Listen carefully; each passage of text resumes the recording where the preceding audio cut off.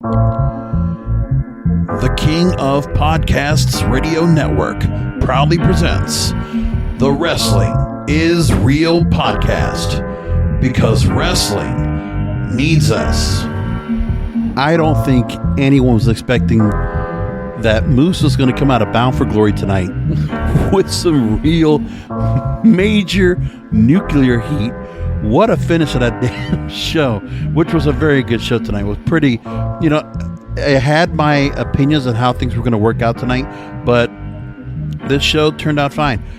You got to say one thing about how much of a difference there is in the Bound for Glory this year than there was in past years, because it has changed so much. I mean, when you look at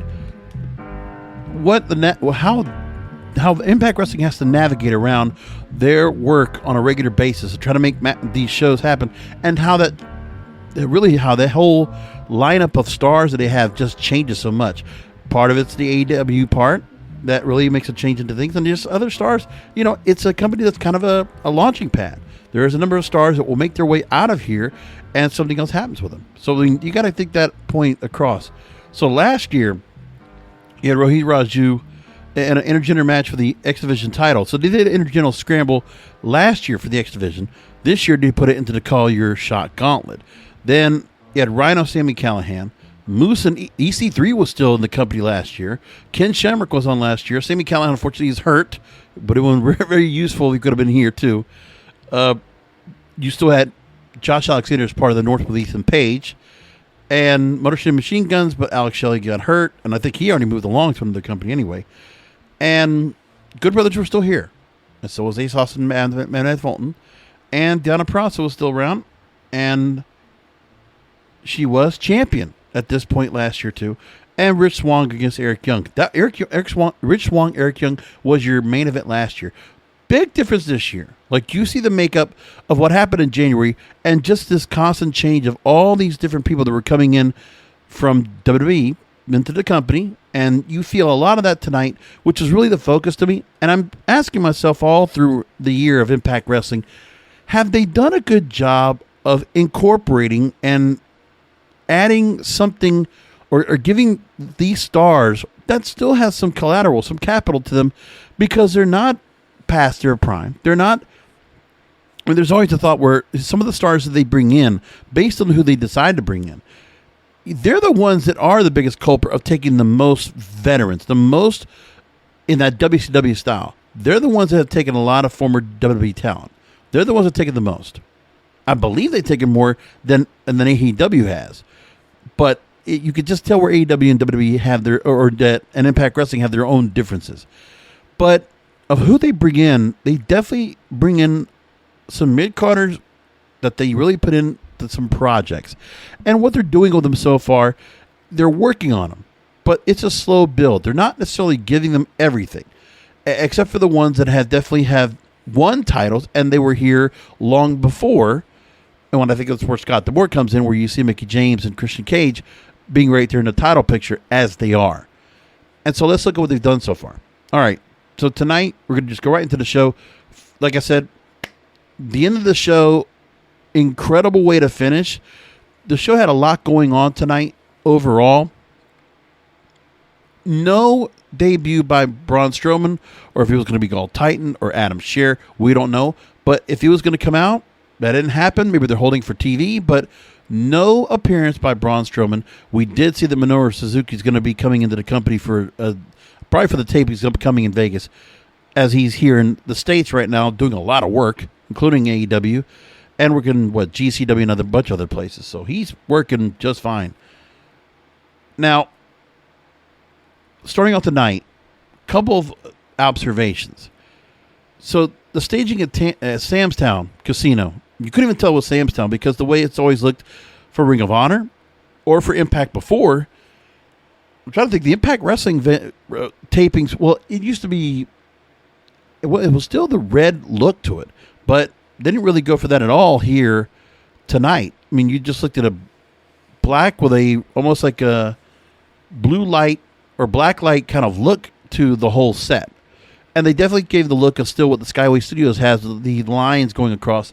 Kind of has that Ring of Honor feel that Ring of Honor, when they first started doing their production now with a new company they have, and they were kind of just ramping up their shows a couple of years ago when they were really trying to step up the production and getting a bit better, and they had a better production company, and they're trying to put a little more into their product.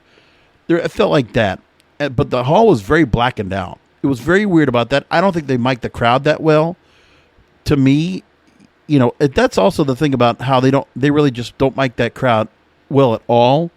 There was a bigger crowd than normal. They must have 900, 1,000, 1,200 people in Sam's Town tonight. It was a sold out crowd.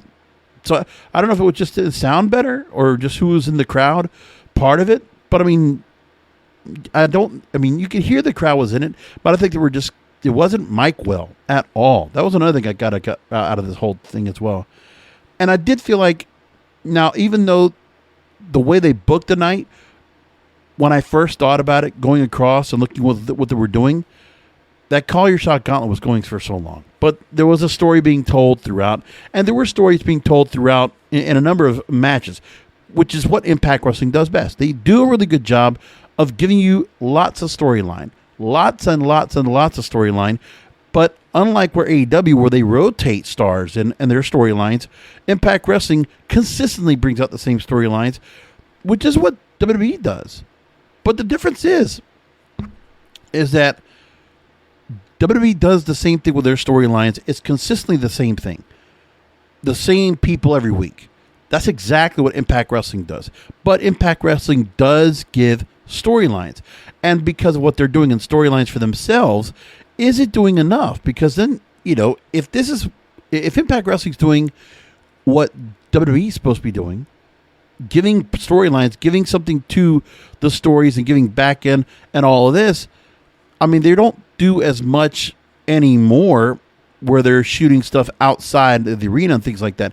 That's one thing they don't have anymore. If you notice that's one distinguishing factor. You don't see where they're doing stuff outside the arena. Everything's done within Skyway Studios. They never leave. They never show anything outside of there. When there was a lot of times they were doing stuff like that. The Deaners at their compound, or seeing Moose, going wherever they were going in terms of venues. I guess the other thing, too, was that they were not going to any particular venues where they could shoot anything special. I guess you could say that. And even during the pandemic, they would have things where they would do stuff outside, but none of that's going on right now. It's just been kept inside.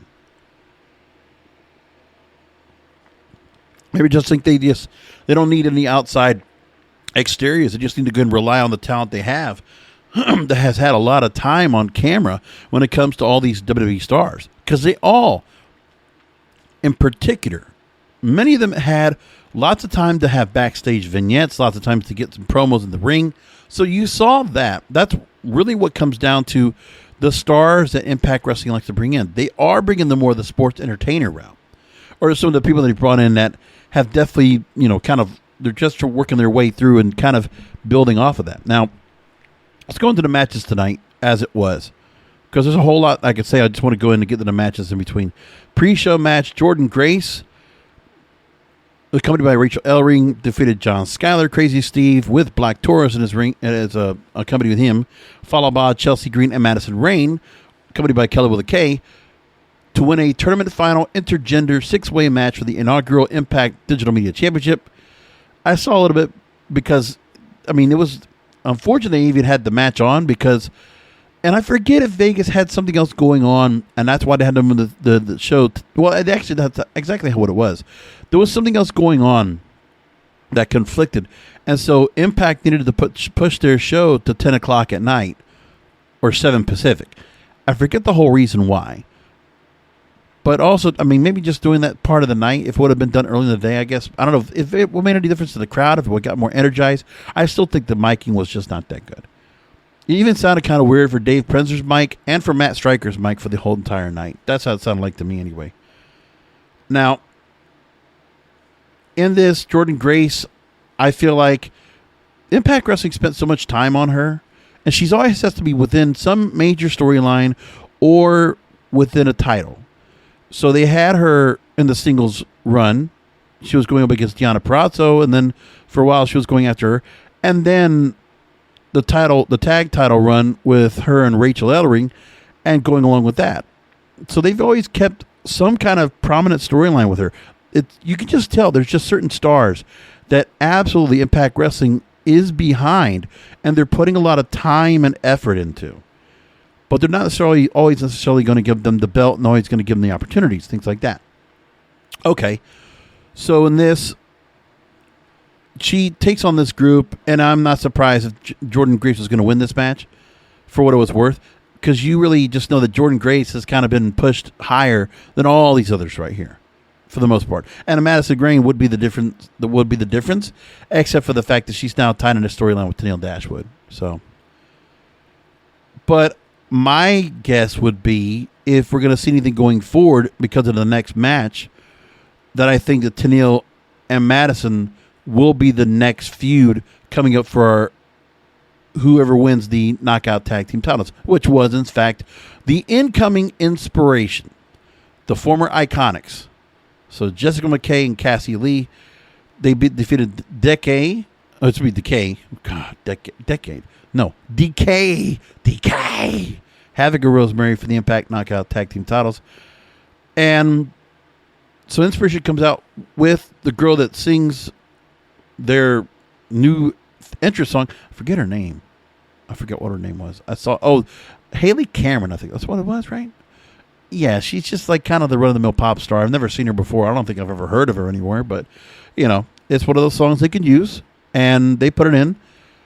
So they come back with a little bit of the campiness. They're both matching outfits. You get familiar. It's very much Iconics, except it's just very tamped down. It's not so over the top and not so cringy and annoying like they want to do before. Like, they're still kind of quirky and still kind of a little bit the funny, and definitely with the mannerisms and the way they react in the ring, the entertainment factor, however they're going to put it, that was brought in. Well, my thing is, I'm always kind of weird when I see some new stars that come in, and first day of the promotion win the title. And I forget, Impact Wrestling's done this, but like, this was a TNA thing back in the day. Well, they would go ahead and bring somebody new into the company, and automatically someone would just get right to that belt, which just kind of felt like that all the time. And that's what I felt like here. But the Knockout Tag Team titles don't mean anything much. Even with Jordynne Grace and Rachael Ellering holding them onto them, yeah, I mean, there's some significance because of how they build Jordynne Grace. But this here with the Inspiration, like I said, it's just the build of the things. I mean, the real, to me, Fire and Flavor did build those belts with Tasha Steelz, Akira Hogan. I think that really did build up to something. And, there's a lot where you could do where Inspiration is going to have opponents, unlike what WWE does, where they're really not set up with a whole lot of tag teams anyway in the Knockouts division that they can really put. There are a handful of tag teams here. So Inspiration, they're holding onto the belts, or more or less, there's not a lot of face tag teams right now, so they're going to have to be out there and take the brunt of most of them. And, I don't even know if they're going to be tweeners or not, but right now it looks like they're faces. And that's how they're going to come out in the first place. And, coming in for the first night on the show, they got a tepid response. It was okay. But that's what they're going to do. That's where I think we're going to go with things with that. And you can kind of tell with Impact Wrestling when they do their shows. You really do get the nuggets of where they're going to go with next, what it looks like they're going to go with next. And then, they're just they give you kind of that predictability like that. Match number 2, Trey Miguel versus Steve Macklin versus El Phantasmo. Tournament final 3-way match for the vacant Impact X Division titles. By the way, tournaments galore. And every brand, it feels like. Because AEW now has 2 tournaments. The World Title Eliminator Tournament, which was really good tonight with Dynamite. Dynamite was actually, that's the other thing too, man. It was going to be, Dynamite was a very good show tonight. Like, they had a couple of squash matches, but they did feature a lot of, the 2 title eliminator tournament matches were good. The TBS title tournament was pretty cool. They had a good night. And, they're building up stuff. And then you got to get the Bound for Glory. So, like, 5 hours of this was a lot, man. Whew, so much. And then I also kind of caught up on the Impact Wrestling's Go Home show, the TV show for Bound for Glory earlier before I got home. So, like, I watched a lot of wrestling today, about 7.5 hours. Now, in the X Division title match, first of all, to get a quick look, El Phantasmo is very agile to start off. Kind of gives me that Jack Evans kind of feel to it. Somebody that would have definitely really would have relished in Lucha Underground if that was still going on. And who knows? Maybe he'll go to MLW and he'll work with Cesar Duran and Azteca Underground. Who knows? Because it looks like Lucha Underground has kind of infiltrated MLW. And that's an interesting story in itself, which I never got a chance to talk about. I mean, I did talk a little bit about Hammerstone and Fatu in that match. And Richard Holiday this past week dropping the Caribbean title. And, to Mil Muertes, or King Muertes. Now, I forgot he moved up to King.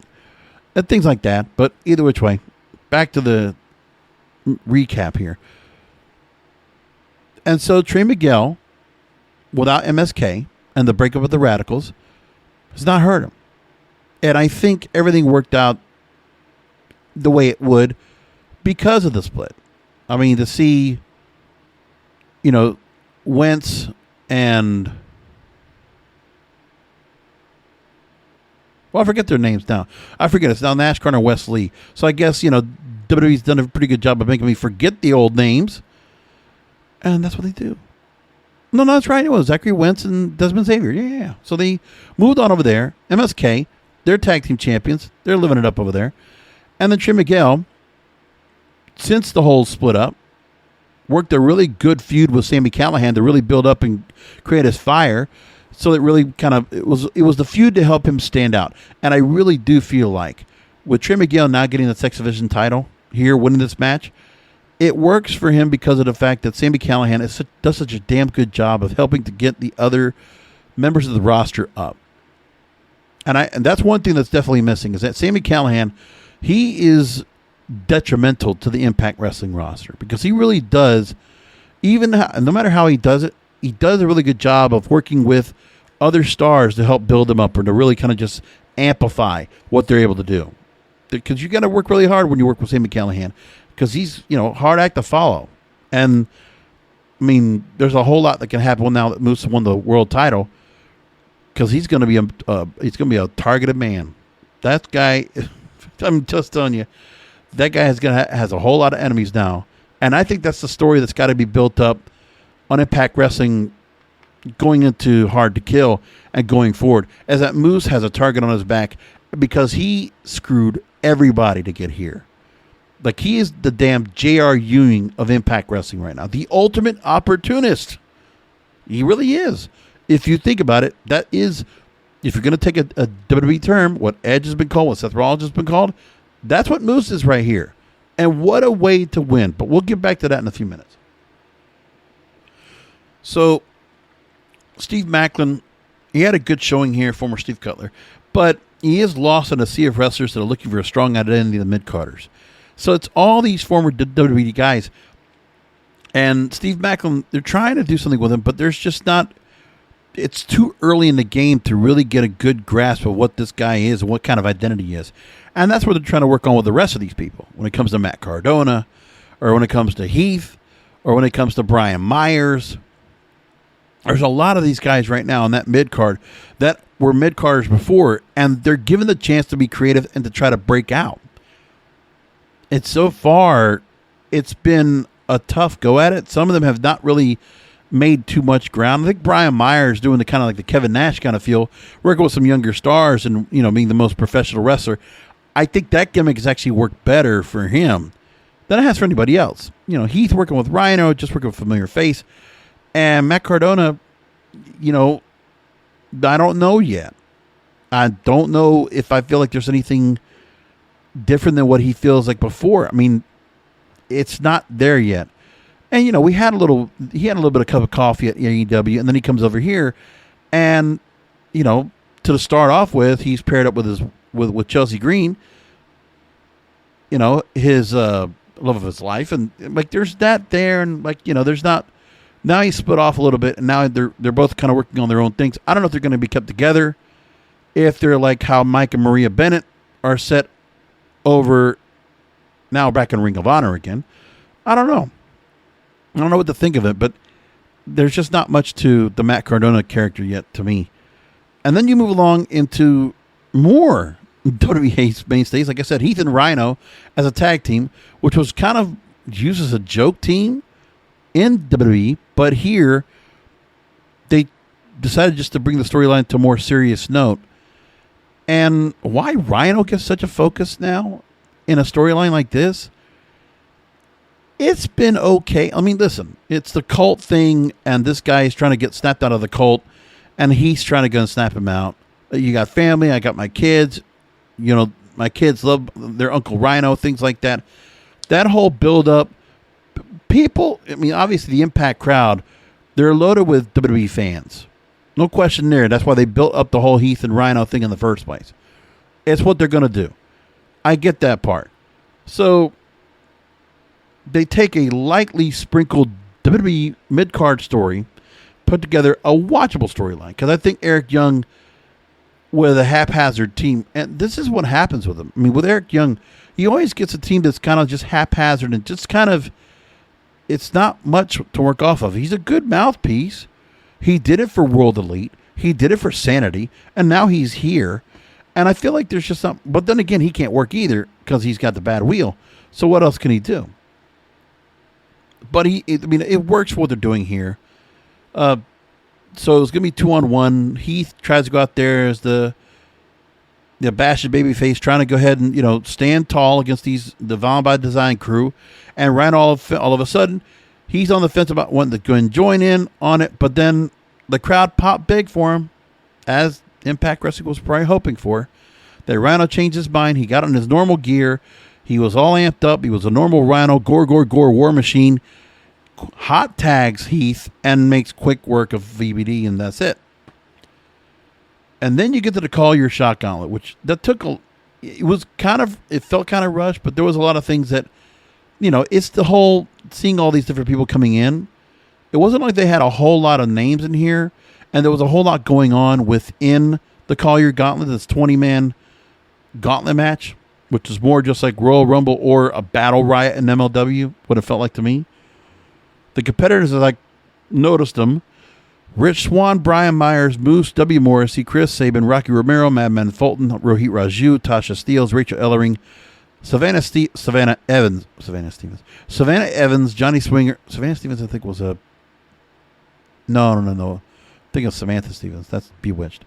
Okay, Johnny Swinger, Melina, the Kiss Demon. But we didn't call him the Kiss Demon. But the Demon. What they're talking about a callback. So Crowbar gets to go and work in AEW on Dark. And then the Kiss Demon gets to make a cameo in Impact Wrestling. How about that? Brian Myers, Matt Cardona, Laredo Kid, who should have had his own match if you were going to put him out there. I mean, come on. To just throw him into the gauntlet match when he had a hell of a mega championship match against Kenny Omega at Triple Mania. I don't know. Just thought right there. Also working in MLW, if I remember right. Yeah. Chris Sabin, Ace Austin, Rich Swann. There was a lot of names in this match. Like for who you're going to have that were going to be part of this, you didn't put a lot of. They had about a good, maybe about 2/5 of the roster that was on the people that were in this match were credible to be put into some kind of feud, whether it was X Division, Knockouts title, or World title. I would think. Sam Beal, Moose, Alicia, Eddie Edwards, I forgot is in there. W. Morrissey in this Call Your Shot Gauntlet. And, another one that where Eddie Edwards kind of lost in the mix here, and we haven't seen much with him in a while. It's just, they have some stars. I feel like, I just wish Eddie Edwards would still kind of keep getting a good spot within things. I feel like Eddie Edwards could have taken a spot where the VBD storyline. There's a lot of other people I think they could have taken that spot over the VBD storyline, just as to me. Now, so in the match, first of all, when I notice Rachael Ellering and Savannah Evans in this match, I look at that, and I look at Jordynne Grace, and I look at Kimberly, and I look at Deonna Purrazzo. They're definitely... They're not worried about featherweights. They're not worried about bantamweights. They're women. They're physical. They are a little bit bulkier, which I like. Of course, I like a thicker girl. And I just noticed that, they're definitely not short of women that are much, bigger boned. Really like that. But they move well. But they're also they're not worried about, you don't necessarily look at them and say, oh, like they're in bad shape. No, but just they do like their bigger women. They just notice there's a lot of that. But of course, there's some that are petite, but like you can still tell that Knockouts division, it's a different feel to it. You know, they're definitely, it's not like they're sprinkled with a whole lot of divas in there. Like good looking girls in there. But when you're talking about like, you know, women that would probably shine in men events at like a Shimmer or Women of Wrestling, something like that, I think there's a lot of stars in Impact Wrestling that would be, you know, standouts in any of the women's promotion, and for that matter, looks like to me anyway. So in that, I gotta say too, Johnny Swinger was in the match, and you know what, he, to my kind of feel, like I've loved the Swingers Palace stuff. Like I like all the stuff he does, even when he does the stuff with Madison Rayne, does the talk show bit. I think Johnny Swinger's funny as shit. Just come on, daddy. Like him with the fanny pack and just the talk. And he's just dropping old references. Like, really, Johnny Swinger is very funny. He, you know, to me, he's about as good as R-Truth when it comes to comedy. Like, wrestling comedy figures, Johnny Swinger's just as good as all of them. I really think he's up there. I mean, to me, he's even up there to the likes of Orange Cassidy. I'll put it like that. Now, Orange Cassidy is a different flavor, too, but really, I just like Johnny Swinger a lot. It's one of the few things I really do like about watching Impact Wrestling, because you don't find guys like that anymore. But it's just a different look. And I wish this would have been more like a 10-person gauntlet match instead of 20. This is where Impact Wrestling decided to go and put a match in that was going to be intergender, which they also had the digital media title, also intergender, which Impact definitely, they have. That's something that is like their niche. They like to kind of do that right there. And I don't mind it. Like I said, I really thought that, you know, a couple of years back, Tessa Blanchard and Sami Callihan, those two just tore it up. A couple of years ago, they headlined. They didn't headline Bound for Glory, I don't think. But they definitely headlined some pay-per-views. And I loved it all. I thought it was fantastic. So in this, I saw a couple of things that kind of stood out to me. First of all, Chris Sabin was in the match. He eliminated Ace Austin, and the way it looked, Ace Austin was really upset about it. And then Madman Fulton took Chris Sabin and eliminated him. And you could kind of just tell there's something where they kind of planted a seed right there where Ace Austin and Chris Sabin could go to a feud, which is fine if they want to go to that. If that's a feud that's coming up, I'll take that. Then you had you had Morrissey and Moose early on that were already kind of like a little bit at odds, even though they kind of worked with each other, but you could tell that one of them was going to screw each other over, which is how it was going to work. Well, the final four, Swan, Morrissey, Cardona, and Moose. Moose takes out Morrissey. And really, I thought they were going to just go to that as the next feud. But obviously, that's not going to happen. And then Moose ends up winning and shot at the world title.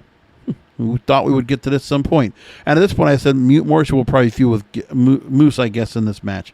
So I was wondering if there was going to be really any payoff here, if they were going to do a payoff now. Because normally the Call Your Shot Gauntlet, nobody's really cashed in that quick. Well, that changes later tonight.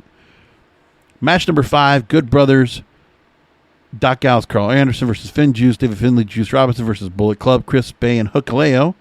And a 3-way tag team match for the Impact World Tag Team Championships. So this is where the New Japan contingency is right here. I mean, this is almost all New Japan. This is their storyline. This is their focus altogether. And they're on every week. Every taping, because New Japan brought them in, they're going to cash in on that. They're going to use them. I don't know if it's worked well. I don't know if it's really looked good for them to have those small crowds for these guys out there, and they haven't looked at, you know, it kind of, well, those meager crowds, those quiet crowds, man. I'm sorry.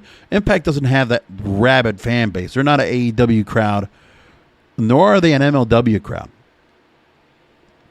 To me, they're kind of in the same realm as Ring of Honor is. That just kind of feels there. I mean, even NWA, I feel like, has more energy than Impact Wrestling crowds.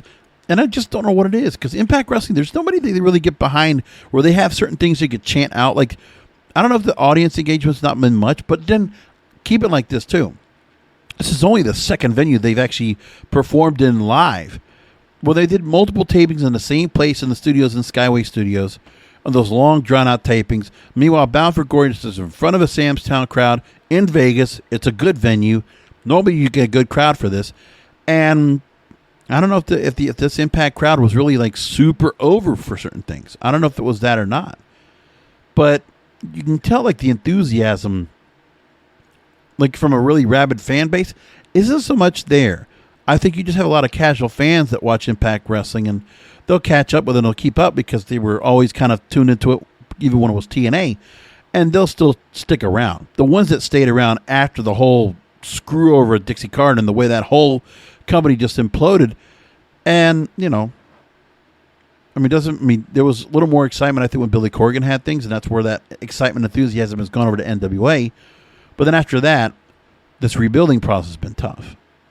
And, you know, some of the stars that, you know, if you're trying to draw new fans, some of the ones are already going to feel like perturbed anyway because you're seeing a lot of former WWE talent.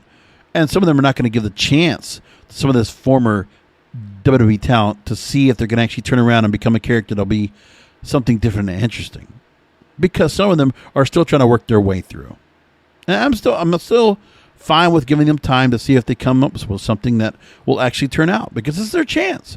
If they thought they were going to be so good in front of Vince McMahon, and they're trying to hopefully, I would think, imagine some of these people are wanting to do what Bobby Lashley and Drew McIntyre did. Because remember, they both made their way out of Impact Wrestling after everybody else left. And they were able to make something of themselves. And so Drew Galloway becomes Drew McIntyre again and stands out. And Bobby Lashley, along with MVP, well, they're just basically doing the same thing now. And it works. So there's that going for you. And in the match, I'll say this for the tag team titles. So they've had a good chunk of time since Slammiversary. We knew it was going to be like that. And I still feel like Hikuleo, when you look at him, like, you know, it's Meng's son. Come on. I think we're just seeing him so early in his career. He's going to look different. He's going to wrestle different. He's still kind of finding his way. He wrestles fine, but I just feel like there's a whole lot more to him that we'll see down the line. And give him some more time in Japan and see what he does, because he's going to be something special, I think. I feel like there's a good chance he will be. Chris Bay, I'll say this. I'm still on the fence if adding him into the Impact wing of the Post-Elite Bullet Club has made a difference for him yet. I don't know right now. His spotlight's been elevated, which is an accomplishment. I think Chris Bay has taken a step up, being given the rub that he's new in the Bullet Club. I don't know if it's just so much about him just being able to use the name Bullet Club with him and being entered as a member, and then going and then kind of parlaying out the Finesse Club. I don't know if it makes much of a difference, but like, Chris Bay is good. I just don't know if this New Japan deal's done enough for him, or the Bullet Club has really done enough for him yet. Plus, also, no Jay White tonight. Wasn't involved anywhere with this. And then, to me, I think down the line, if you see anybody else down the line that's going to win the X Division title, or would be around the X Division title, that could, at the point when the X Division title is going to be, you know, be run up towards Bound for Glory, or if they ever decide to bring, you know, Destination X or whatever it is, if the Option C ever comes back into play, I don't know if they're still going to do it once a year or not, but Option C was done this year. I don't know if they're going to keep it a once a year thing, or if they'll bring back Destination X, or whatever they might do to bring that back. But normally it used to be the Option C used to be Destination X, right? But they don't have that right now. When they could have that back, I don't know, something. But Ace Austin, Chris Bay are the two guys I think that if we're ever going to see them get to where Rich Swann's been, or, you know, or where Austin Aries has been, or where Chris Sabin's been, I think it's the Option C route, which is a nice thing to have for them to get up to that main event level and to go after the world title, which I don't know if they're going to win, but I think they could cash in the Option C if they're ever X Division champion, and they'll be a credible threat for the world title. Like Rich Swann would have done that if not. But I mean, obviously they had some faith in him to be a world title holder at the start of the year before Kenny Omega took it off of him. Anyways, now then you move along. Oh, so Good Brothers retain in a pretty quick fashion, pretty screw job fashion, if I might say myself, because it was all Finn Juice and Bullet Club throughout. They took the whole thing, and then Good Brothers win, and that's because Good Brothers are staying around. Like, I don't know if this means where Finn Juice kind of moves along, or if Chris Banks is going to still have the Bullet Club thing going on with himself. I don't know how long the New Japan relationship is going to continue. If Finn Juice and Hikuleo and all these are still going to be around, who knows? But there's obviously a relationship here, so maybe they just take a break. I don't know. Deonna Purrazzo versus Mickie James, Impact and Knockouts title. And one thing I got to say that they definitely did for these shows was they gave lots of time. So in these particular championship matches, I thought there was quite a bit of time given. 13 minutes given for the Knockouts title, 19 minutes given for the World title. Now, here we go. In this Knockouts title match, listen, that was not going to be a doubt that was going to be a good match. Like, that you could have just booked that, months ago when they did, and it was going to do fine. Like, the way they really pulled it off, where they went back to Empower, and they put that show together, which is back on August 28th, and giving us roughly, a 2-month run of this here to build up on. And then even before that, because you go back to July at Slammiversary, and you go all the way to here, like, it's quite a build that they did. Very good job building up this storyline. One of the better book storylines of this show. And my thing was, I just didn't think that.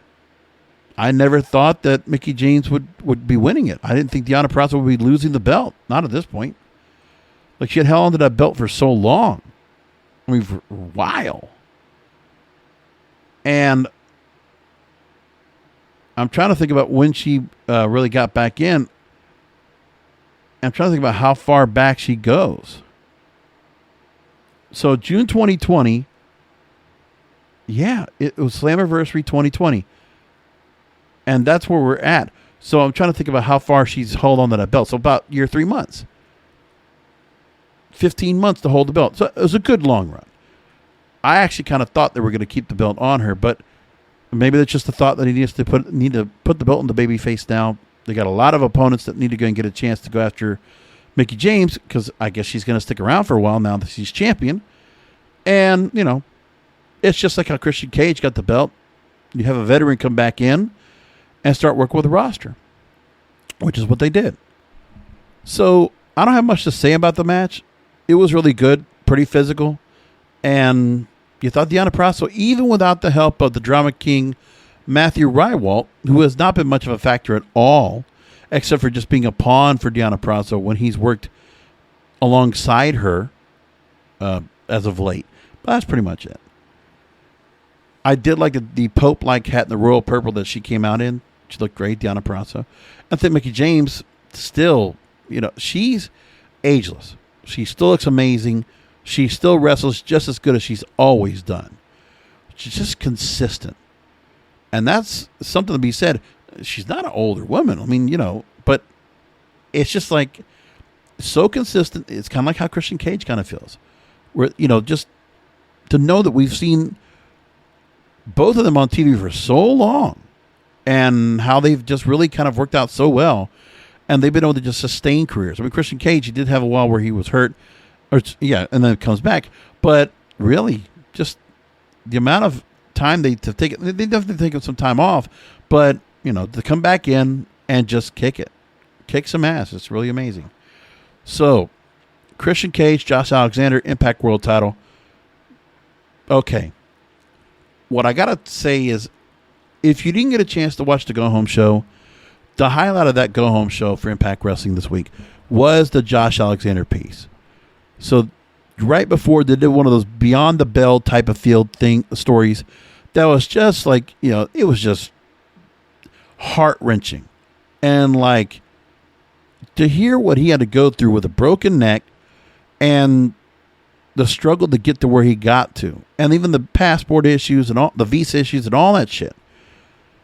And the story that he tells, just in his own words, was pretty damn good.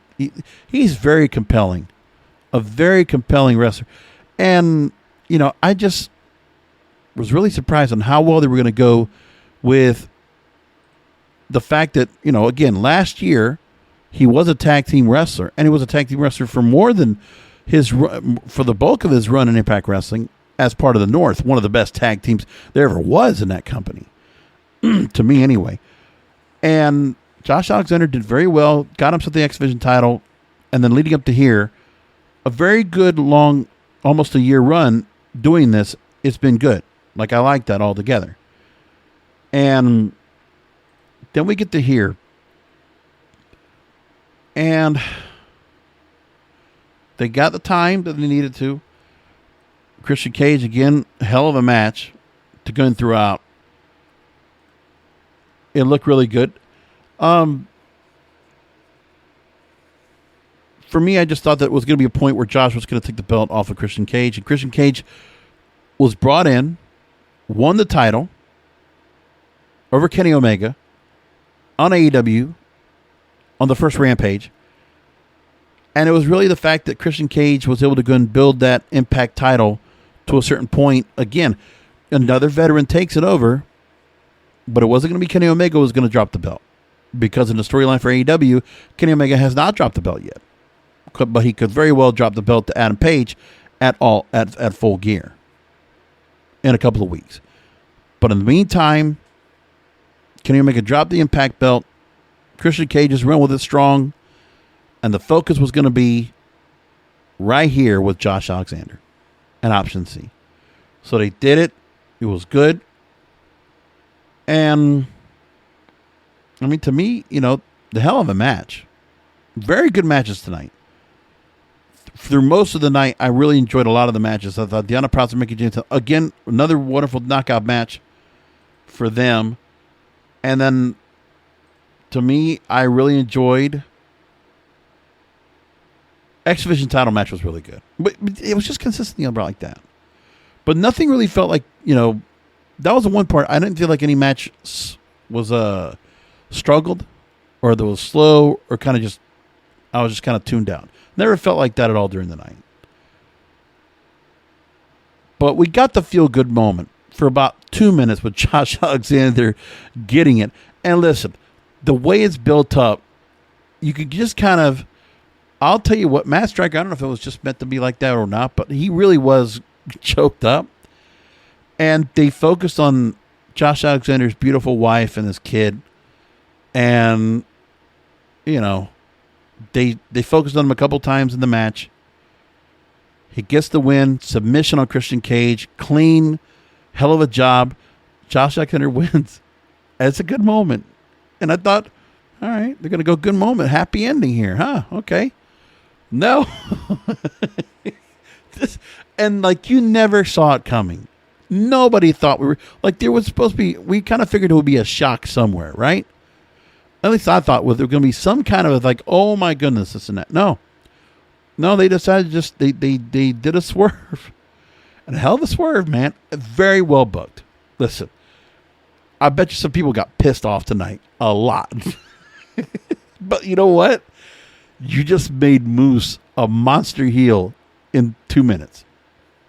He cashes in the trophy. 7 seconds, spear, 1, 2, 3, done. And Moose runs out with the belt. Matt Striker in tears, seeing Josh Alexander getting his wife and his kid, and they're all together in an embrace as Josh Alexander just won the belt. And he had enough time to snap a picture to show him holding the belt for about 2 minutes. And then Moose. It's like, oh my God, man. And Matt Striker's still in tears. And then just kind of have like this anger, rage kind of feeling like just like somebody just stabbed his dog or something like that. You know, it's just really bad. But man, Moose with nuclear heat tonight. I mean, that guy, if you wanted to boo him now, like he is full blown piece of shit heel right now. Like, I mean, come on, man. You can't help but be pissed off at this guy. You MFer, man. I cannot believe you did that shit. You cocksucker. Come on now. That was a good job on Moose. Hell of a job making him monster heel with the belt. Finally winning the belt because he'd been meaning to get that. We were waiting for him to win that belt. But the story that was being told was, man, he lost, man. He lost his chances. He got close, and he couldn't pull the trigger. I mean, he had the great match against Kenny Omega, and couldn't do it. And then all of a sudden, like, here we are, man. So Moose basically couldn't win the big one. He kept biting it. He kept, he kept falling short. He choked. And now he uses this shit to win the belt. What a way to win it. You know what? That's a pretty well way to book Moose in that form, because it probably was better this way than to just book him outright with a clean win at some point by being champion. I mean, it's the same thing. Remember, he resurrected the old TNA World Heavyweight title the same fashion. Don't forget about that. And doing that shit. So, like, it was him always, like a narcissist. Just, he had to win this belt. He had to do it all, by all means necessary. He had to be world champion. Even if he was the TNA World Champion, which was by default, which wasn't even a real belt, not even an existing belt. But then he even defended it as the TNA World Heavyweight title, which was the funnier part. And it was actually pretty well defended, which I actually was appreciative of. And then we get to this point, and then Moose just screws everybody. Screwed over Morrissey earlier in the night. And imagine who else is going to want to go ahead and go after. Like, Moose has to start off Impact Wrestling this week on Thursday in front of that crowd. And I'm sure he's going to have anybody and everybody confronting him, and they're going to have to figure out what to do. Do you set something up for Turning Point, or do you wait to put something up at Hard to Kill? I don't know, but they'll have to figure that out. But Moose champion. Mickey James Knockouts champion. Didn't think you would hear about that in 2021. But there you go. And Trey Miguel, X Division champion. Good stuff throughout the night. And there you go. That's my thoughts on Impact Wrestling tonight. And then Bound for Glory. Pretty good show. I'll give him A minus. I give him an A. A flat A. A plus would have been if that crowd would have just been a step better, or if it would have just been Mike better. I don't know what it was. But that crowd didn't really fit the level of the competition they had tonight. I thought they could have gotten something a little bit better out of that. It could have felt more excitement, more energy. But very good show tonight all throughout. I enjoyed it. I'll leave it there. And next episode, we'll find out what comes out of this. Of course, we won't get to talk about the Bound for Glory Fallout. I'll see what happens after that. And I'll probably bring it up in a couple weeks. And then we'll have the Fallout from Raw and whatever else. Sure, something else will come out the rant. But what a busy week. 3 episodes of Wrestling is Real podcast. Hope you guys enjoy it. Anyway, I'll leave it there. Come back for another Wrestling is Real podcast. By the way, please make sure to check out the website, because I did fix it up. I'm really happy about it now. I'm stoked. Like, I really am. WrestlingIsReal.com. WrestlingIsReal.com. Take a look for yourself. The new WrestlingIsReal.com website. It looks damn good. Damn good, if I say so myself. It's the best I've had it look in a while. So I'm very happy about it. So anyway, stick around for that. Come back for another Wrestling is Real podcast, because wrestling needs us. Thank you for listening to the Wrestling is Real podcast. You can find all previous episodes at WrestlingIsReal.com, or subscribe to the show on all major podcast outlets, including Apple, Amazon, Google, Spotify, and iHeartRadio. Follow the King of Podcasts on Twitter, Facebook, and Instagram at King of Podcasts, and search King of Podcasts on YouTube, or type youtube.com/JBRASCO951. This has been a presentation of the King of Podcasts Radio Network.